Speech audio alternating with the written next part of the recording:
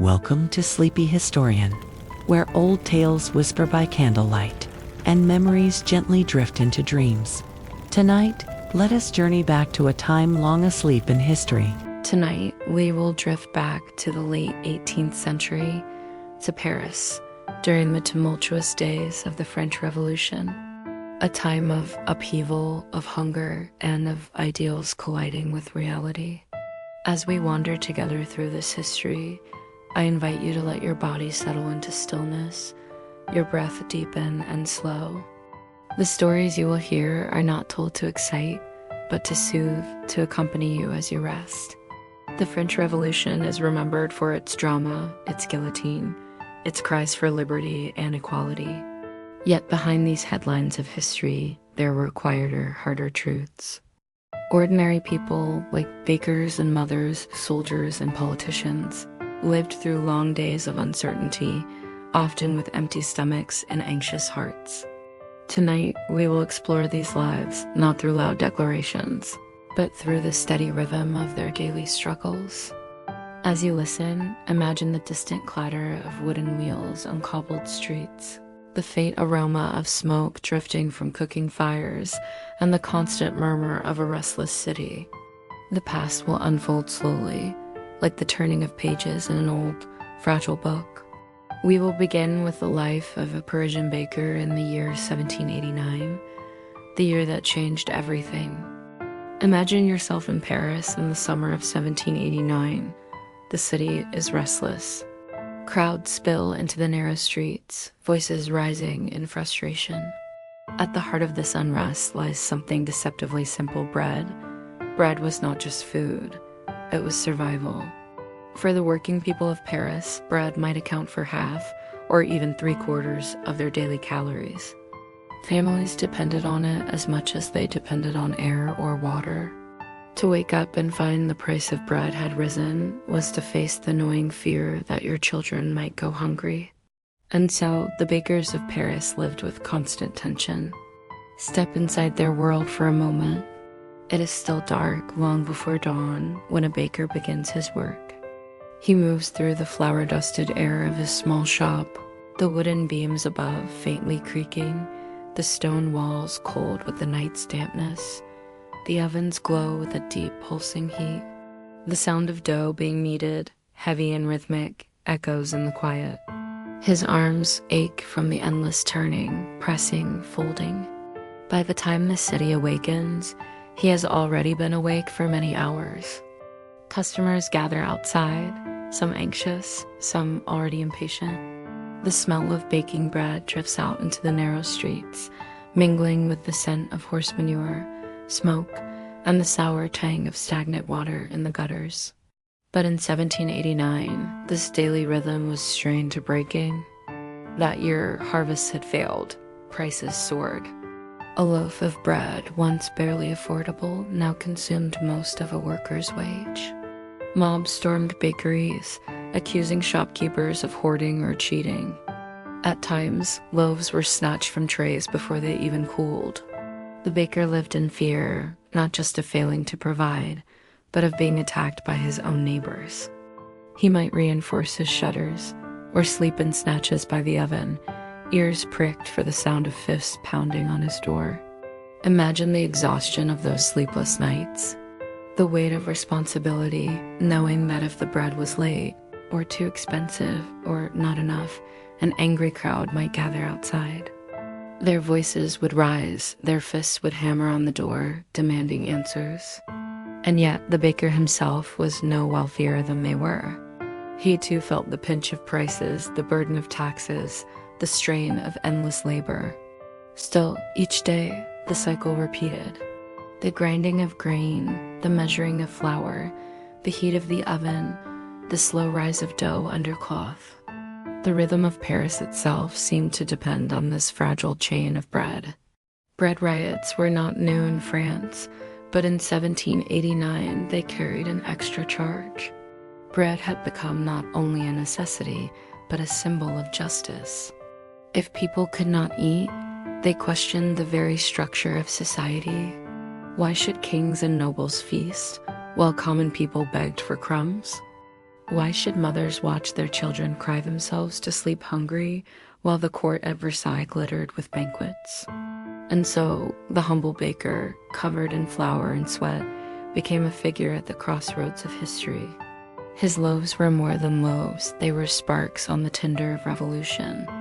As you picture him wiping his brow, sliding another tray into the oven, hear the muffled sounds of the city beyond. Horses clatter over cobblestones, a church bell tolls in the distance, and underneath it all, a low, constant murmur, the sound of hunger turning into unrest. The baker, weary and anxious, would carry on, for he had no choice. The rhythm of kneading, baking, and selling was his life. And yet, in the long arc of history, those sleepless nights and rising prices were not just personal hardships. They were the tremors before an earthquake. And so we leave the bakery for now, its ovens glowing faintly in the morning light, and step gently into the broader story of those turbulent years. Now, let us leave behind the narrow streets of Paris and the weary bakers, and turn our gaze toward Versailles. Here, only a few miles from the city's hunger and unrest, life unfolded in another rhythm entirely. Imagine the vast palace at dawn. The marble floors are cool beneath slippered feet. Sunlight filters through tall windows, spilling across gilded walls and mirrored halls. The air is heavy with perfumes, beeswax polish, and the faint rustle of silk gowns as courtiers move about in their morning rituals. This was the world of Marie Antoinette. Born an Austrian archduchess, she was married at just 14 to the future King of France. The purpose of the union was political, to bind Austria and France in alliance. But to the young girl, scarcely more than a child, it meant entering a court that was vast, glittering, and filled with scrutiny. At first, the young dauphin seemed overwhelmed. Her French was accented, her manners occasionally awkward. Every gesture was observed, every word repeated. Versailles was a stage, and she was expected to perform perfectly. Over time, she grew into her role graceful, fashionable, and captivating. She adored fine gowns, towering hairstyles, and the pleasures of music and theater. To her admirers, she was a figure of charm and beauty. To her critics, she was frivolous and wasteful. Now imagine her private retreat, the Palais Trianon, a small palace within the grounds of Versailles. Here, away from the eyes of the court, she played at simplicity. She wandered gardens designed to look natural, though carefully arranged. She dressed in muslin gowns that imitated peasant clothing, soft, flowing, and unadorned compared to the glitter of court attire. In these moments, she sought escape from the suffocating etiquette of Versailles. But as the 1780s passed, discontent grew. The nation's debts mounted, harvests failed, and in Paris, the cost of bread soared.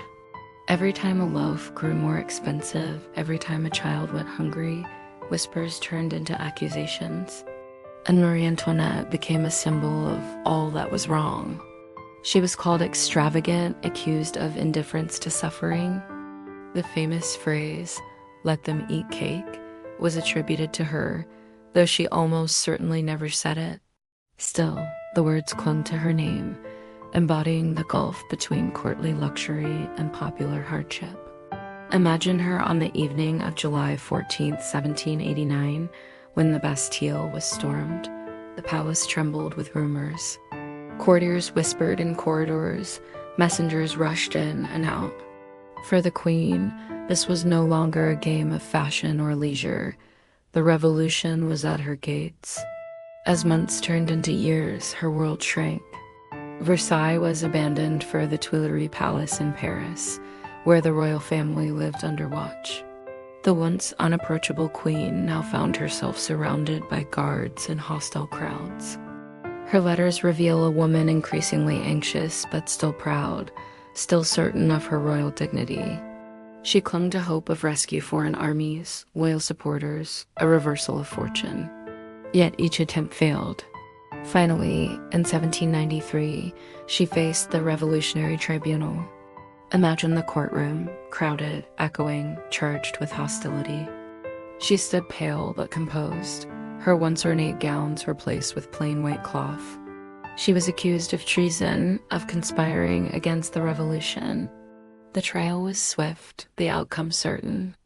On the morning of October 16th, she was taken through the streets of Paris. No gilded carriage now, only a simple cart. The crowds cheered, though some watched in silence, struck by the sight of a queen brought so low. At the Place de la Révolution, where today stands the Place de la Concorde, the guillotine waited. Calmly, she ascended the scaffold. Witnesses said her final words were an apology to the executioner after she accidentally stepped on his foot. With that, the life of Marie Antoinette ended. And yet her story did not. She became, in memory, a symbol of both extravagance and tragedy. To some, she was the embodiment of a doomed monarchy. To others, she was a woman caught in the storm of history, swept away by forces beyond her control. As you picture Versailles now, silent and still, imagine its long corridors empty, its mirrors reflecting only shadows. The queen who once laughed and danced there is gone, but her memory lingers like perfume in faded fabric. And from her story, we turn to another, the fate of her son, the young dauphin, whose destiny became one of the revolution's most haunting mysteries. From the guillotine and the end of a queen's life, we turn now to her son, Louis Charles, better known as the Dauphin, the heir to the throne of France. His story is quieter, but no less haunting. It is a story of silence, of shadows, and of unanswered questions that linger to this day. Imagine the boy in 1789. He was only 4 years old when the revolution began. Bright-eyed, delicate, with curls that caught the light, he was a child who loved to play in the gardens of Versailles. His world was filled with music, laughter, and the watchful presence of servants and courtiers. To him, the revolution was not yet thunder and violence, but a faint rumble far away. But as the storm grew louder, his life narrowed. When the royal family was moved to the Tuileries Palace in Paris, he was just a boy of 7. The gilded rooms of Versailles were replaced with guarded chambers, their windows barred, their doors locked. Outside, angry crowds gathered, shouting slogans of liberty, equality, and fraternity. Inside, the Dauphin played quietly with wooden toys, his small world shrinking around him. In August 1792, when the monarchy was abolished, the boy lost more than his crown. He lost his freedom. He and his family were imprisoned in the Temple, a medieval fortress in Paris. Imagine its heavy stone walls, thick with dampness. The corridors echoed with the footsteps of guards, and the smell of stale straw hung in the air. Here, the young Dauphin's life took a darker turn. After his father, Louis XVI, was executed in January 1793, royalists began to whisper of the boy as King Louis XVII.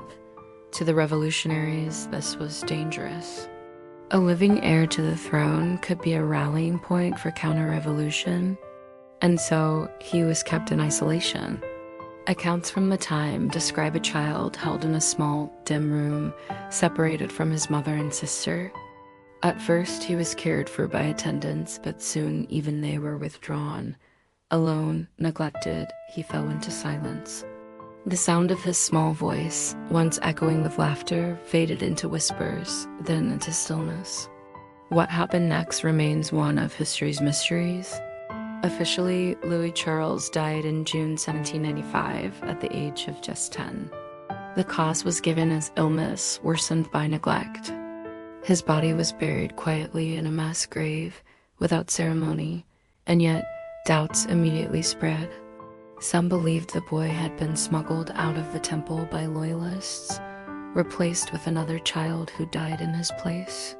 Over the years, dozens of claimants emerged across Europe, men who said they were the lost Dauphin miraculously escaped.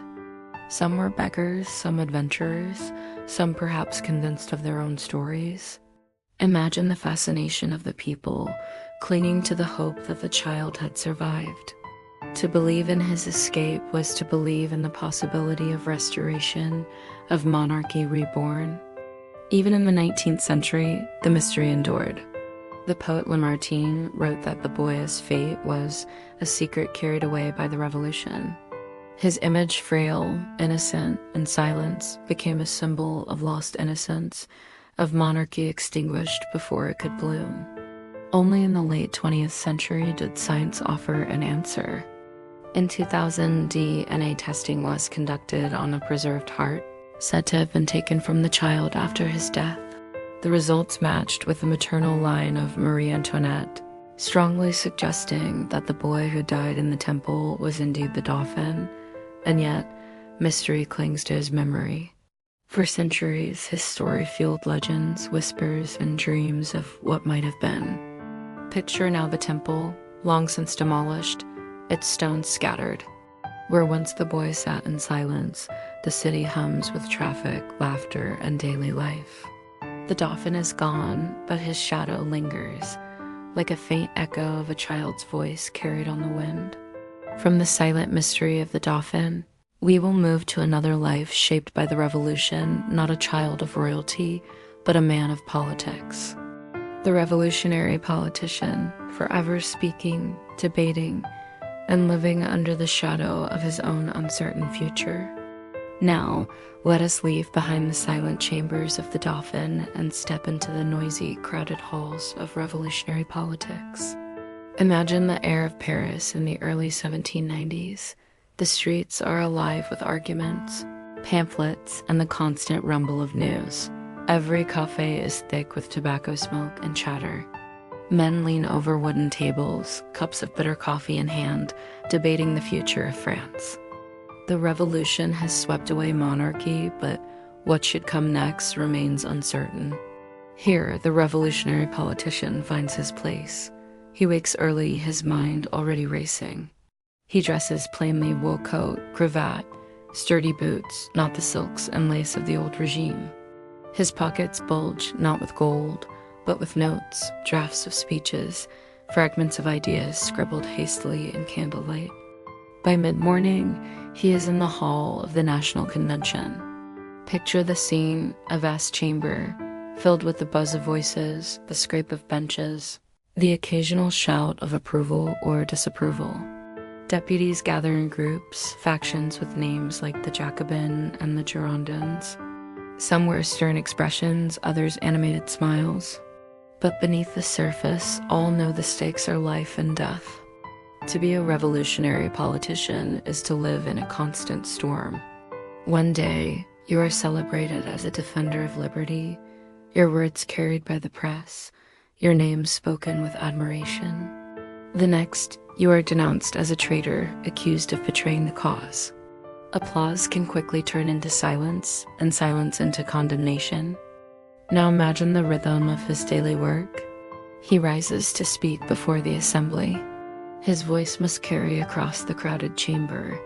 Each word is weighed, each phrase sharpened. The speeches are long, measured, and deliberate, but also tinged with urgency. Outside, crowds gather to listen. They cheer, they jeer, they chant slogans. At night, newspapers spread his words across the city. By dawn, his name is on the lips of the people, sometimes in praise, sometimes in anger. But with every speech comes danger. To stand too boldly risks being branded an extremist. To speak too cautiously risks being labeled a counter-revolutionary. The line is impossibly thin, and it shifts with each passing day. And always in the background looms the guillotine. It is both the symbol of justice and the shadow of fear. To the politician, it is never far from thought. He has seen colleagues fall, men who spoke with fiery conviction one week, only to meet their end the next. He knows that his own turn could come suddenly, without warning. In the evenings, he returns home, his mind heavy with the weight of the day. Perhaps he sits at a desk, scratching out drafts of tomorrow's speech by the light of a flickering candle. The air is thick with wax smoke, the night outside filled with the distant murmur of the city. Does he sleep? Rarely. Anxiety gnaws at him. the uncertainty of whether tomorrow will bring triumph or accusation or death. Yet still, he continues, because to stop is impossible. The revolution demands constant voices, constant energy, constant vigilance. And so the politician presses on, caught in the endless rhythm of debate, decision, and danger. When we think of these men now, Danton, Robespierre, Desmoulins, and many others, we see both their brilliance and their downfall. Some spoke of justice, others of virtue, others of the will of the people. Each believed in his own way that he was shaping the future. Yet many found themselves consumed by the very revolution they had helped to ignite. Picture again the chamber of the convention, its wooden benches now silent, its debates long finished. The voices that once rang out there are gone, replaced by echoes. The revolution devoured its politicians as surely as it toppled its kings. And yet, in their words, their arguments, their restless striving, we glimpse the spirit of a time when France was remade. And so, we have wandered through the revolution, the weary baker, sleepless and burdened by the rising price of bread. The queen, glittering and tragic, brought from splendor to silence. The dauphin, a child lost in mystery and rumor.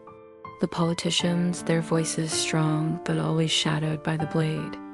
Each life reminds us of the turbulence of that age, when nothing was certain and survival itself was a question.